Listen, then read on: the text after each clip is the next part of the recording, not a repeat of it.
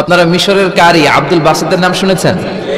ওনাকে নিয়ে মিশরের প্রেসিডেন্ট জামাল আব্দুল নাসের একবার সোভিয়েত ইউনিয়নে গিয়েছিল, যেটাকে আমরা বর্তমানে বলি রাশিয়া। কি বলি?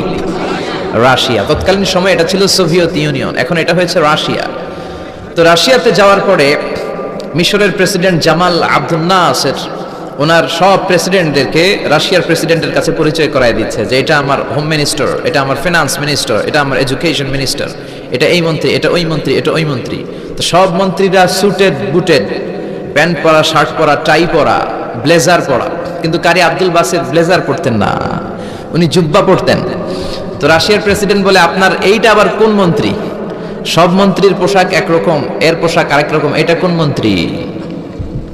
জামাল আব্দুল নাসির বলে, এটা আমাদের কোনো মন্ত্রী নয়, এটা আমাদের দেশের কারি, এটা আমাদের দেশের কারি।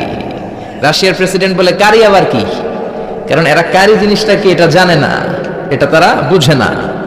তো জামাল আব্দুল নাসির বলল যে আমাদের যে পবিত্র ধর্মগ্রন্থ আছে আল কোরআন আল করিম, এই আল কোরআন আল করিম উনি চমৎকার করে আবৃত্তি করতে পারে, আর আমরা সেটা শুনি, আমাদের হৃদয় ঠান্ডা হয়ে যায়। তো রাশিয়ার প্রেসিডেন্ট বলে, আজকে রাতে তো আমাদের একটা পার্টি আছে, নাইট পার্টি। কি পার্টি?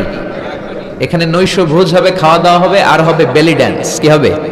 রুব্বানে নাচে কোমর দুলাইয়া, এই সব মুখস্থ।